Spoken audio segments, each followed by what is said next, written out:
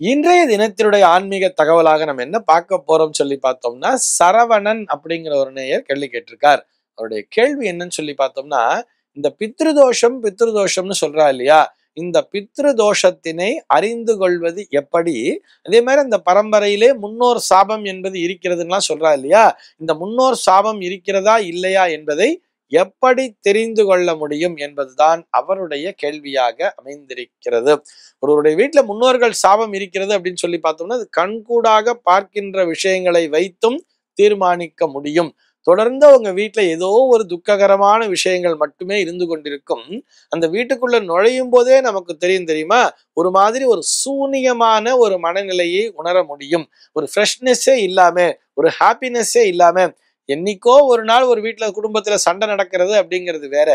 ஆனால் எப்பொழுது அவர்கள் வீட்டிற்குள்ளாக நுழைந்தாலும் அது போன்ற ஒரு சூனியமான ஒரு நிலையினை உணர்ந்தோமேயானால் அந்த வீட்டிலே முன்னோர்கள் சாபம் இருக்கிறது என்பதை புரிந்து கொள்ள முடியும். இது போக அந்த வீட்டிலே இருக்கக்கூடிய குழந்தைகளாகட்டும் அல்லது மனநிலை சரியில்லாத நிலையில் எவரேனும் ஒருவர் இருந்தாரேயானால் நிச்சயமாக அந்த வீட்டிலே பித்ருதோஷம் இருக்கிறது அல்லது முன்னோர்களுடைய சாபம் இருக்கிறது என்பதையும் புரிந்து கொள்ள முடியும்.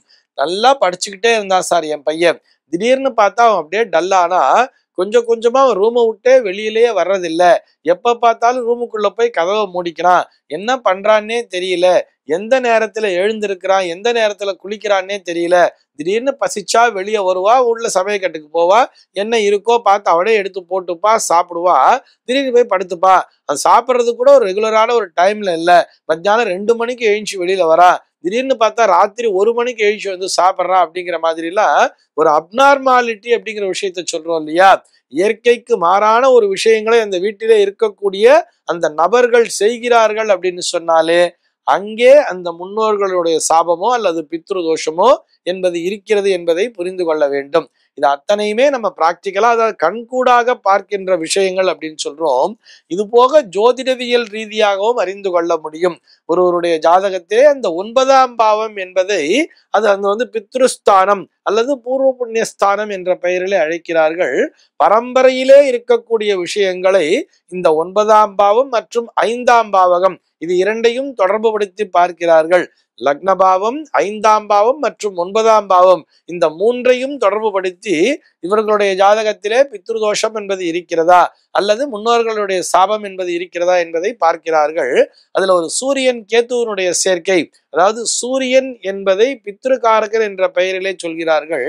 அந்த பித்ருகாரகனாகிய சூரியனோடு மற்ற ஏதேனும் அசுப கிரகங்கள், அதாவது சனியோ அல்லது கேத்துவோ அல்லது ராகுவோ இணைந்திருந்தாலும், அதே போல ராகு சந்திரன் சேர்க்கையானது ஒரு 9ஆம் பாவத்திலே இருந்து அதோடு சனி என்கின்ற கிரகமானது இணைந்திருந்தாலும் இது போன்ற விஷயங்கள் எல்லாமே அங்கே அந்த பித்ருதோஷம் என்கின்ற அந்த ஒரு விஷயத்தை பற்றி தெளிவாக உணர்த்திவிடும்.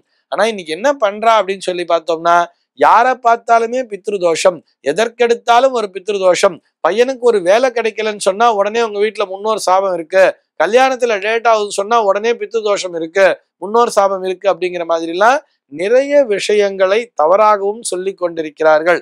அதாவது ஒரு 35 வயசுக்கு மேலையும் கல்யாணம் ஆகலை அப்படின்னு சொன்னா அங்க வேணா பித்ருதோஷம் என்பது இருக்கலாம். அதே போல அவருக்கு இந்த குழந்தை பிறப்பிலே தாமதம் என்பது உண்டாகிறது அப்படின்னு சொன்னா கூட அது முன்னோர்களுடைய சாபத்தின் விளைவாக கூட இருக்கலாம். அதாவது பரம்பரையே அந்த தடைபடுகிறது, முன்னோர்கள் பெற்றுக்கொண்ட சாபத்தின் மூலமாக கூட இருக்கலாம். பரம்பரை என்பது வளராமல் தடைபடுகிறது என்று சொன்னால் அங்கேயும் அந்த பித்ருதோஷம் என்பது பிரதானமான இடத்தினை பிடிக்கிறது.